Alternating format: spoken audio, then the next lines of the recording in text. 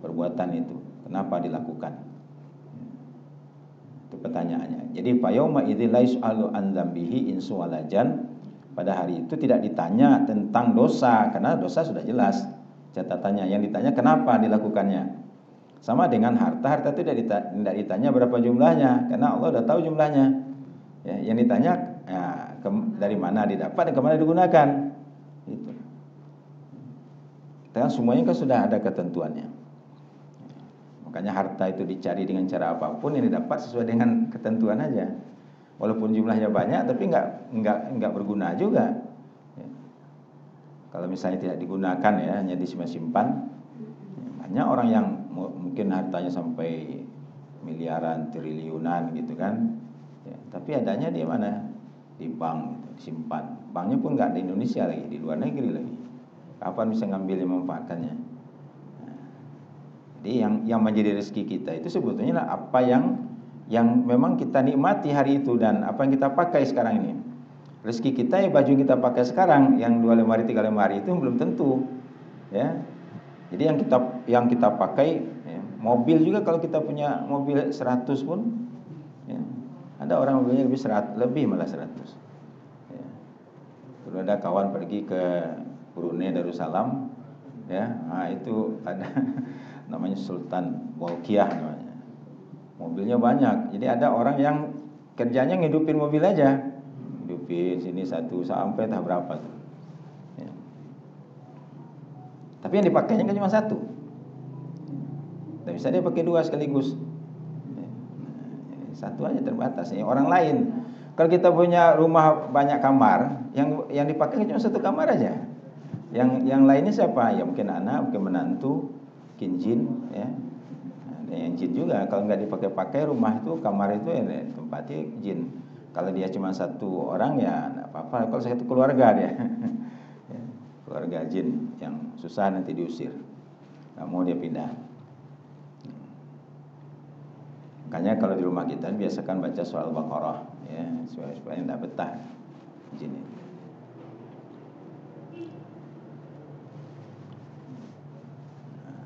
Masih dalil dalam Al-Quran. A'udzubillahi minasyaitonirrajim. Surat Al-Haqqah.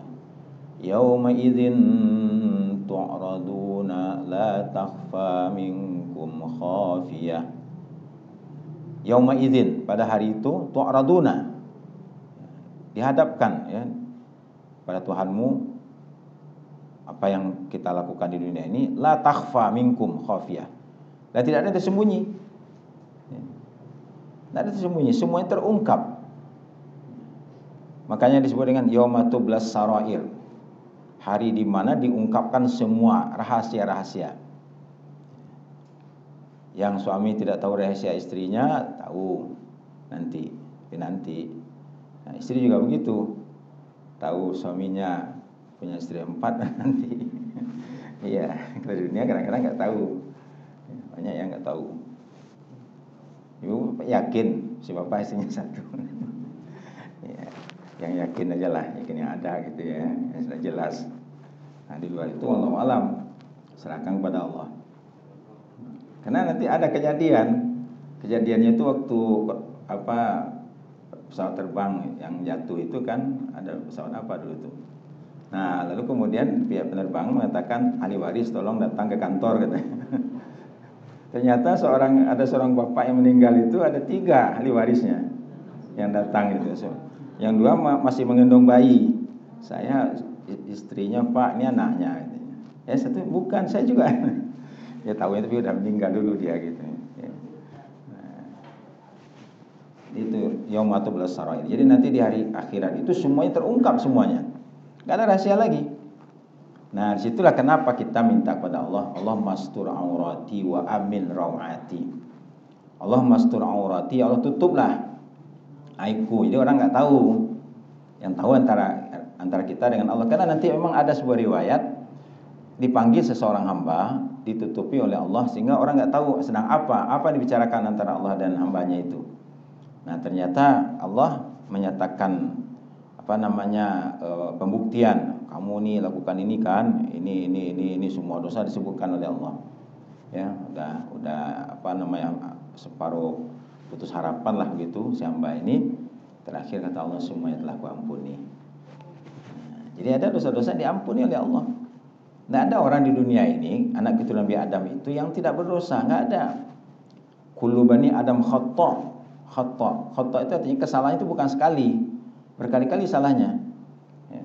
Tapi wa khairu khata'in at-tawwabun. Tapi karena dia bertaubat, minta ampun kepada Allah, nah itu diampuni oleh Allah. Nih dosamu segini banyak nih, catatannya mulai dari tahun sekian ya sampai kamu mati dosa semua nih. Ya cuma karena kamu minta ampun, saya ampuni.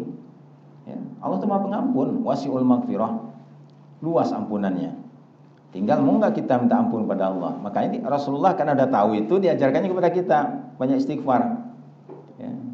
Astagfirullah, astagfirullah, astagfirullah. Ya. Astagfirullahalazim. Nah, kalau kita tambah pakai al-azim boleh. Astagfirullahalazim alladzi la ilaha illa huwal hayyul qayyum wa atubu ilaih. Nah, itu lebih mantap lagi. Kenapa? Karena di situ ada Ismullah, nama Allah yang agung. Ya. Al-Hayyu Al-Qayyum. Ya, Al-Hayyu Al-Qayyum itu adalah nama Allah yang agung, di mana Rasulullah sering menyebutnya kalau dalam kesusahan dan kesulitan. Jadi kalau kita dalam kesusahan, kesulitan, dadakan susah misalkan, ya Hayyu ya Qayyum bi rahmatika astaghits. Nah, itu astaghits itu memohon pertolongan artinya. Makanya ada kalau memohon pertolongan itu rame-rame, namanya istighosah kumroh. Nah, memohonnya rame-rame gitu. Misalkan hujan udah lama nggak turun, ya, nah, itu istighosah supaya turun hujan. Ya, minta ampun, meminta permohonan rame-rame itu namanya istighosah. Nah makanya kata-kata istighosah itu diambil dari hadis itu. Ya Hayyu ya Qayyum bi rahmatika astaghits Faslih li sya'ni kullah.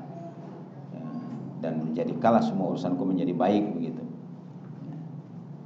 Nah, dari kalimat ya Hayyu ya Qayyum ini amalan ulama-ulama soleh, ya. Ulama-ulama soleh termasuk Ibnu Taimiyah pun mengamalkan, ya. Imam Al-Haddad ya juga mengamalkan.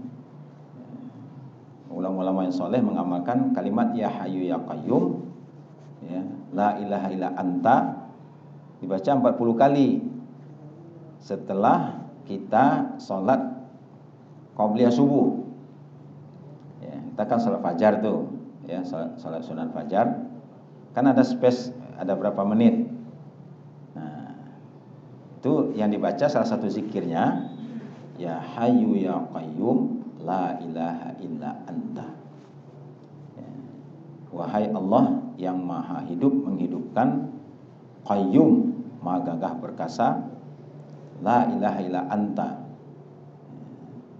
Dibaca 40. Ya, kalau menurut Imam Asy-Sya'rani, Imam Asy-Sya'rani seorang ulama ya tasawuf ya besar, namanya Imam Asy-Sya'rani. Ya. Itu keterangan itu, membaca itu karena mimpi seorang ulama dengan Rasulullah SAW. Ya, jadi dalam mimpi itu dia curhat kepada Rasulullah, kenapa hatiku ini ya Rasulullah, ya bermasalah begitu. Nah, gimana cara supaya terang benderang, ya, supaya mudah melakukan kebaikan. Kenapa? Karena kita bisa melakukan ibadah itu karena hati sebetulnya. Ya. Hati itu dibukakan oleh Allah, diberi cahaya hidayah sehingga bisa kita beribadah. Kita baca Quran, kita belajar, ya, kita di majelis ilmu, ya, itu kan karena hati sebetulnya. Kalau jarak tidak akan menjadi masalah, ya. Karena kalau hati itu memang ya mau gitu, karena hati tiangnya. Nah di situ ceritanya dan diamalkan oleh para ulama. Ya. Space waktu yang singkat itu, ya, karena waktu antara sholat qobliyah subuh dengan subuh itu kan paling, kalau di kita kan ditakar 10 menit ya, kira-kira begitu. Nah masih bisa kita ngukur gitu. Ya Hayyu ya Qayyum la ilaha illa anta, ya Hayyu ya Qayyum la ilaha illa anta. Ya makanya para ulama. Ya. Kalau pertanyaannya dalilnya di mana? Dalil secara umum aja. Fazkurullaha dzikran katsira. Ingatlah Allah. Ini ingatan yang banyak. Ya boleh. Ya, karena dalilnya ada. alladzina yazkurunallaha qiyaman wa qu'udan wa 'ala junubihim, orang yang mengingat Allah, menyebut nama Allah baik duduk ya, berdiri. Misalkan seperti Pak Das berdiri, astagfirullah dia bacakan. Nah, itu dia ingat pada Allah itu. Sambil kita berdiri itu astagfirullah. Atau Allahumma shalli ala Muhammad, tidak apa-apa. Ya, setiap kita bergerak ya, ucapkan kalimat-kalimat ya, tasbihkah, tahmidkah, istighfarkah. Ya. Jadi setiap waktu gerakan kita itu kalau berdoa berzikir itu lapang. Ya, lapang. Seluas-luasnya. Nah, itulah keuntungannya. Karena amalan yang paling disukai oleh Allah itu adalah zikrullah. Itu yang paling Allah sukai, mengingat Allah. Ya, kapan saja, di mana saja, keadaan apa saja. Ya. Sambil makan durian pun ingat Allah, nggak apa-apa. Ya, makan durian kan lagi musim sekarang nih. Alhamdulillah, ya Allah enak, nah, itu kan ingat pada Allah itu, alhamdulillah. Ya, sendawa misalnya kan, alhamdulillah. Gitu. Ya, ingat pada Allah. Nah, sebelum kita tangkap dengan tangan kita kan baca bismillah dulu. Bismillah. Jadi banyak jalur-jalur kita mengingat Allah itu. Ya.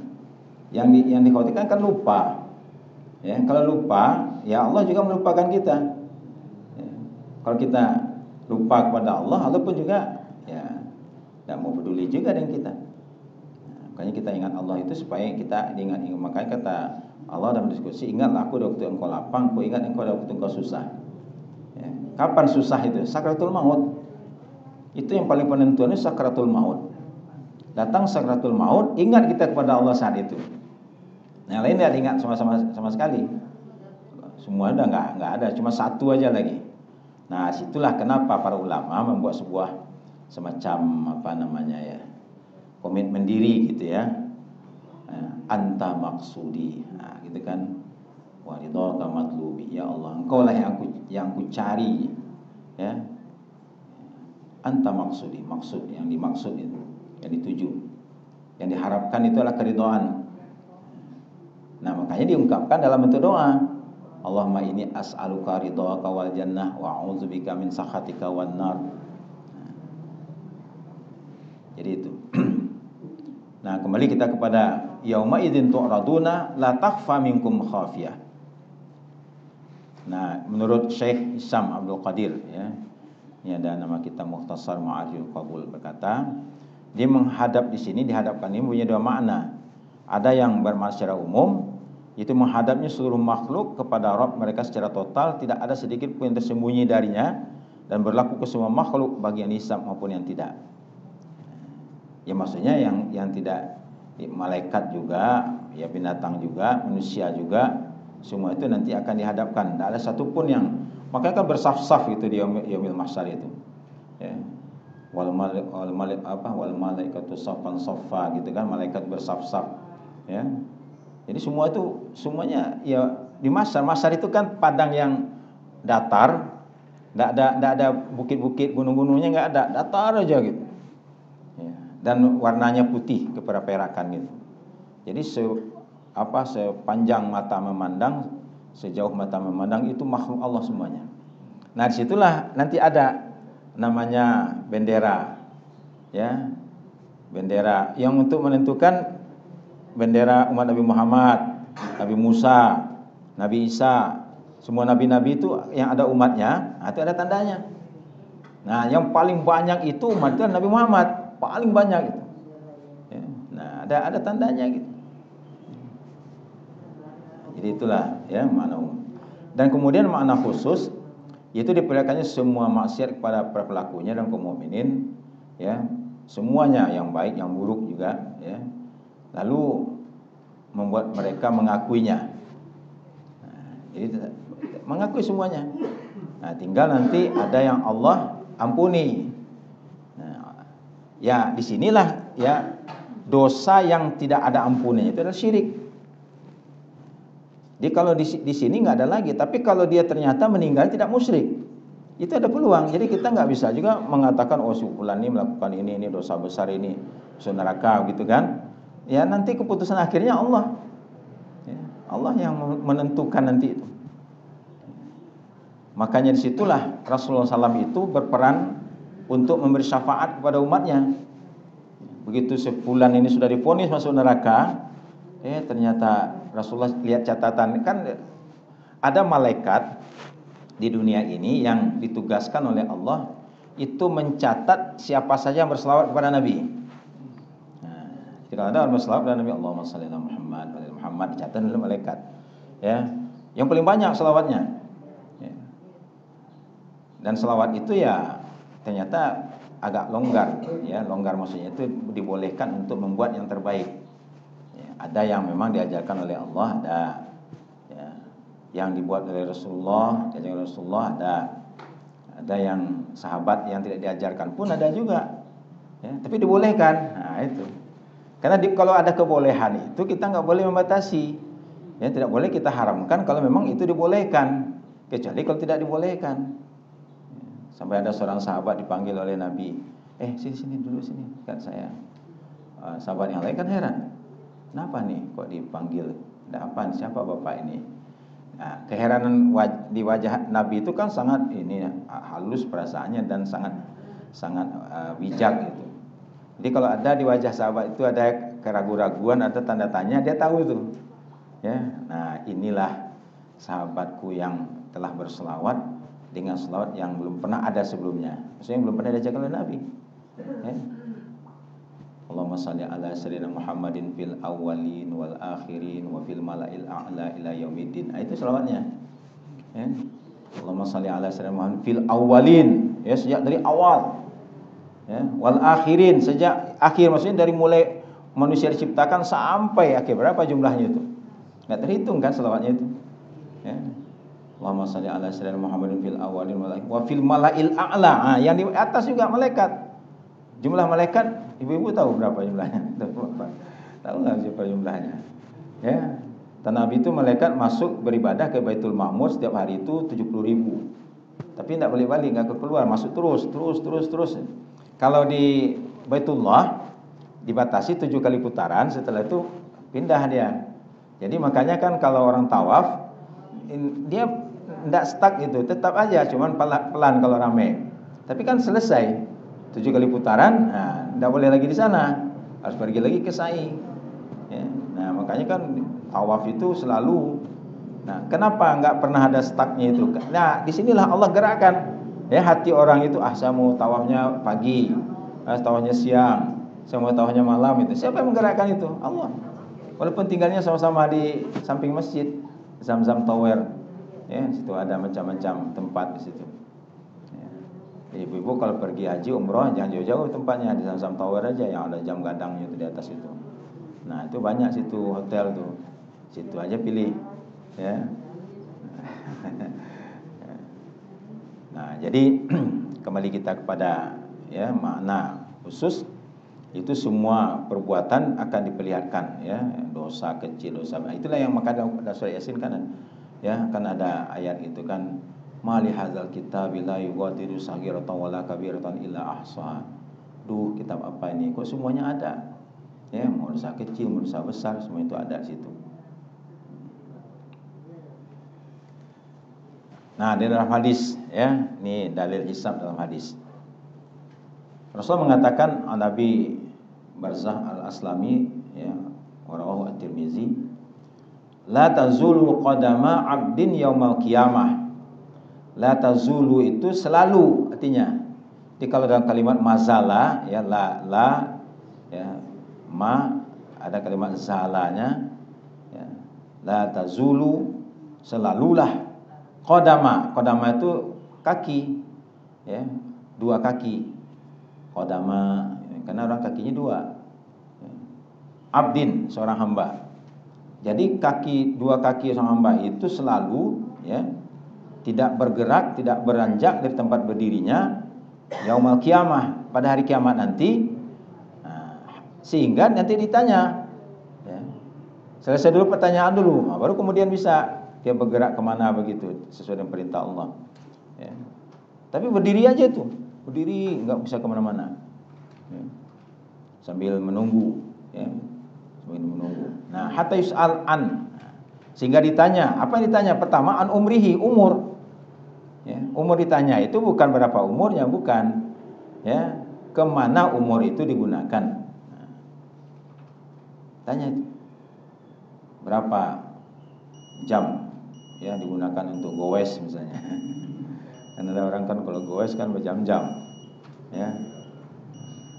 Sekarang kalau goes orang banyak ke arah itu di William Cengal namanya. Ternyata di Cengal itu lagi musim durian.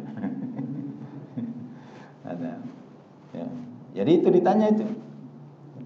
Umur kemana dihabiskan? Sinilah beratnya itu pertanyaan itu, umur itu. Nah, supaya umur kita bermanfaat, kita minta supaya umur kita tidak sampai pikun. Ya. Kan ada Allahumma inni a'udzubika minal ajzi wal kasali, ya, wal jubni wal bukhli. Nah, kemudian ada lagi minal harami. Ya, harami itu artinya pikun. Arzalil umur, atau Allahumma inni a'udzubika an arudda ya ila arzalil umur. Arzil umur itu pikun, karena kalau sudah pikun nggak ini lagi, sudah stop di situ. Ya. Jadi kalau dia melakukan kebaikan, sudah ini, ya sudah stop, ya, sudah ini apa namanya. Cuma begini, kalau orang itu terbiasa melakukan kebaikan, pada saat dia pikun itu tetap dihitung kebaikannya. Kalau kebaikan ya, kalau keburukan, nah tidak. Itu salah satu rahmat dari Allah Subhanahu wa taala. Orang terbiasa melakukan perbuatan baik, nah, suatu saat dia terhalang melakukannya, maka tetap dia dianggap melakukan kebaikan. Jadi umur ditanya, an umri fima afnah wa an ilmihi fima fa'ala fi. Ya. Kalau ilmu ditanya, ya, penggunaannya, bukan bagaimana mendapatkannya. Beda dengan harta. Kalau harta ditanya bagaimana mendapat dan kemana gunakan, maka tidak ada istilah mencuri ilmu sebetulnya. Jadi kalau kita mendapatkan ilmu, cuman kadang-kadang kan karena kepentingan bisnis, ada orang yang menulis tidak boleh mengcopy, memperbanyak, gitu kan. Bayangkan kalau itu dilakukan oleh Imam Bukhari, Muslim, tidak sampai kepada kita. Ya, kitabnya gitu kan, dilarang mengcopy, mencetak gitu kan. Ya, itu kan kepentingan orang bisnis ya, dan dibuatnya itu aturan hak cipta gitu kan. Padahal sebetulnya kan ilmu itu kan milik Allah. Jadi Allah yang berikan kepada seorang itu supaya dikembangkan ilmu itu. Dan makanya kan tidak boleh menyembunyikan ilmu. Kita punya ilmu kalau dapat dikembangkan, supaya kalau ilmu itu bermanfaat, kita meninggal tetap dapat bonusnya dari pahala itu. Ibu-ibu, apa keahlian ibu-ibu misalnya? Masak misalnya, ada masakan yang khas gitu. Ya, membuat ikan sape goreng, ikan sepat. Jarang sekarang makan ikan sepat. Asam pedas misalnya kan. Nah, ibu ajarkan pada anak-anak gadis misalnya. Nah, sini ibu ajarkan kamu, nanti supaya kamu dicintai suamimu. Karena salah satu sayang suami karena masakan, ya. Ya, sayang suami kepada sayang istri kepada suami duit. Ya, itu aja beda. Beda tipis ya. Kalau anak laki-laki suruh banyak cari duit gitu. Kalau anak perempuan keterampilan. Ya, karena memang ya nanti di situ ya dia akan mengurus anak segala macam. Jadi ilmu ditanya fima fa'ala fi, kan ilmu kita banyak, ada ilmu berhitung, ilmu membaca, ilmu macam-macam. Nah, itu ditanya itu, bagaimana kita menggunakannya. Jadi kalau ada orang yang mengerti ilmu keuangan, lalu diajarkannya, nih cara bagaimana supaya keuangan, ya orang lain nggak tahu, ya. Nah, ini cara nipunya gini, caranya begini, nah, itu kan. Nah, kalau itu diajarkan lagi sama dia, ya, waduh, berlipat-lipat dosanya nanti. Nah, itu makanya mengajarkan itu ilmu yang bermanfaat. Ya, kalau ada ilmu-ilmu yang tidak bermanfaat, yang jelek jangan diajarkan. Kan ada juga orang mempelajari ilmu sihir untuk menangkal sihir, tapi setelah itu dia nggak ajarkan ilmu itu, cuma dia ingin tahu aja gimana cara menangkalnya gitu kan. Ya, mempelajari ilmu copet supaya apa? Supaya tahu gimana cara mainnya orang mencopet duit, ya kan. Nah, gitu kan. Tapi tidak ini gitu, tidak diamalkannya, cuma untuk memprotek, ya. Nah, protek. Nah, wa'an malihi, harta, ya. Harta ditanya min ainak tasabahu wa fima anfaqah. Nah, harta ditanya dari mana mencarinya, iktasab itu makanya kasab ya, kasabah mencari, dan wa fima anfaqah infak, menginfakkannya. Nah, itu nanti baru ditanya itu. Ya. Dari mana dia dapat gitu. Caranya gimana? Nah, kemudian di mana digunakan? Wa fima anfaqah. Jadi berat, makanya pertanyaan harta itu sangat berat. Orang di dunia aja dipertanyakan cuman 50 M aja sampai berbulan-bulan. Ya. Ya, sama KPK ditanyakan dari mana nih? Nah, itu lama. Apalagi nih seluruh harta benda yang dianugerahi oleh Allah kepada kita, kan kita kan cuma dikasih sebetulnya, kasih kesempatan, ya.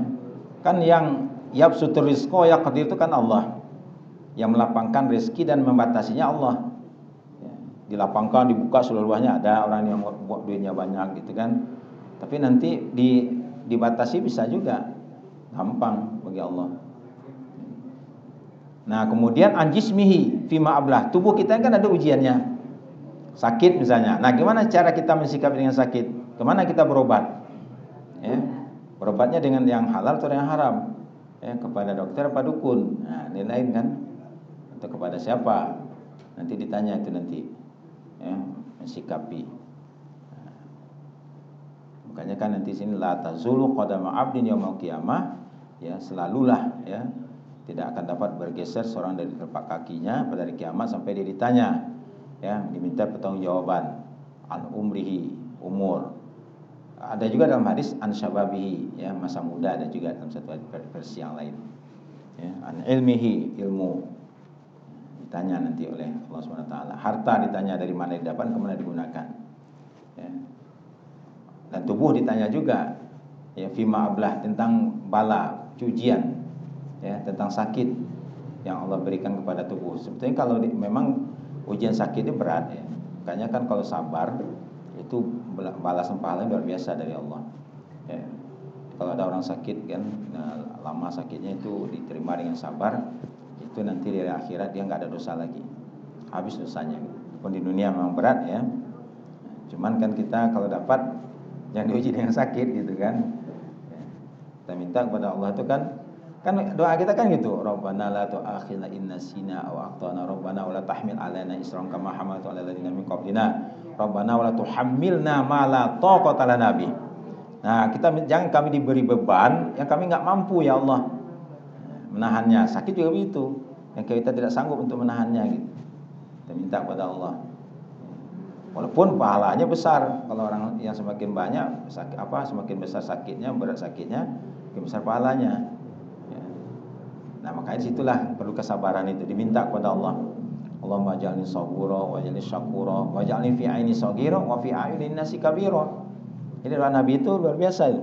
Allahumma ij'alni sabura, ya Allah jadikan aku orang yang selalu sabar. Ya. Selalu sabar, karena ujian itu selalu ada. Selama kita hidup pasti ada ujiannya, ada. Ya, dan ada orang nggak diuji, ada aja ujiannya. Ya, kadang anak yang sakit, istri yang sakit, suami yang sakit, ya, macam-macam ujian. Ya, termasuk nggak punya duit, berat juga kan ujian gitu kan. Nah, uji, ya.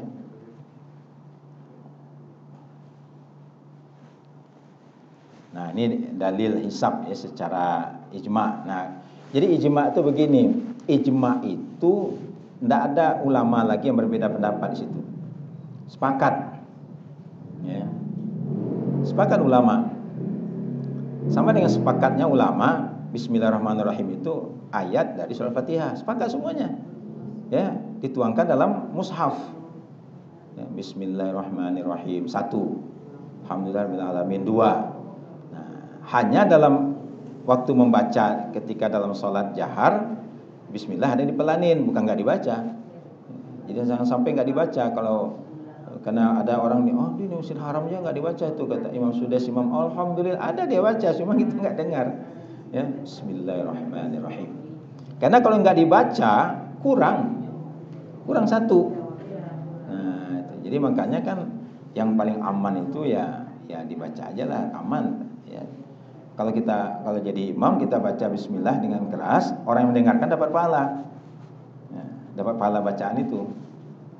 Jadi Jadi kalau bisa nggak dikerasin ya sah aja sholatnya. Kalau dibaca dia sendiri, yang baca dia dapat pahala sendiri, yang lain enggak. Ya, karena yang mendengar itu kan mendapat pahala dari yang didengar. Jadi itu ijma namanya, ijma, sepakat ya, sepakat para sahabat untuk membukukan Al-Qur'an. Sepakat semuanya. Enggak ada yang menentang. Nah, sudah dikumpulkan di zaman sahabat Nabi ya, karena Rasul sudah meninggal. Tuntasnya kan di zaman Khalifah Utsman bin Affan. Tuntasnya menjadi mushaf. Tapi belum punya titik, punya baris. Enggak ada titik dan baris. Bayangkan gitu. Kok bisa baca ya? Karena kan diajarkan langsung. Jadi orang belajar Quran itu kan langsung, ya.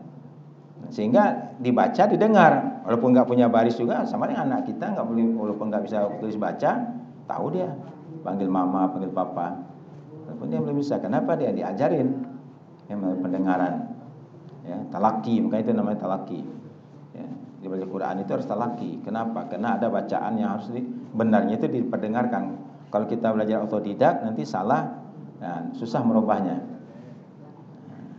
Nah, baru kemudian di masa tabi'in itu, ya, sepakat ulama. Ya, karena sepakat itu begitu ada orang yang berinisiatif semuanya enggak menolak. Ya, namanya Abul Aswad Ad-Du'ali. Kasihnya baris sakal. Baris atas, baris bawah, baris depan, kasih titik lagi.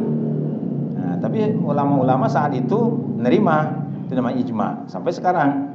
Sekarang nggak ada yang menolak itu. Coba lihat Al-Quran, mana ada yang nggak pakai baris? Bahkan dikasih warna lagi.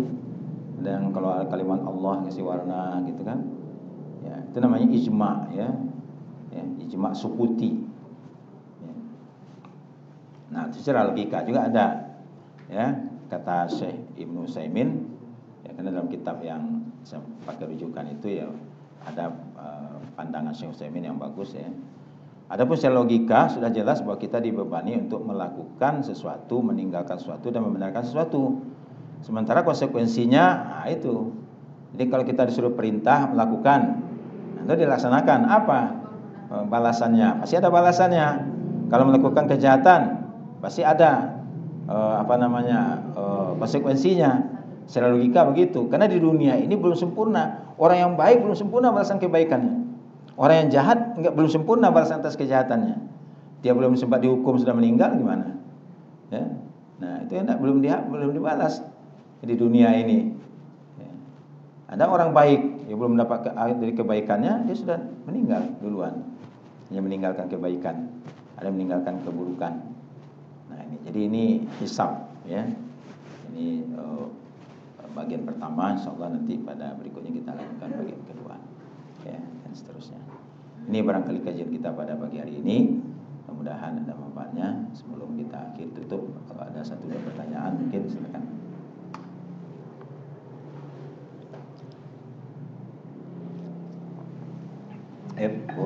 Assalamualaikum warahmatullahi wabarakatuh, Buya.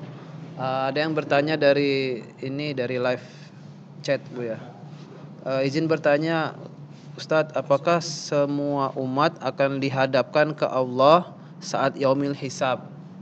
Apakah saat itu dapat melihat wajah Allah yang merupakan nikmat terbesar yang diinginkan oleh seluruh manusia? Mohon penjelasannya, Ustadz. Ya, semuanya akan dihisab. Hanya saja melihat wajah Allah itu nanti di surga. Itu kenikmatan surga yang paling nikmat itu adalah melihat wajah Allah. Ya, itu paling nikmat. Ya. Kalau nenek-nenek yang paling nikmat ya, lagi sedang makan, datang cucunya. Nenek katanya. Kira-kira makan ibu diterusin enggak? Nah, itu ya senang itu. Cucuku nenek datang gitu kan. Nah, itu.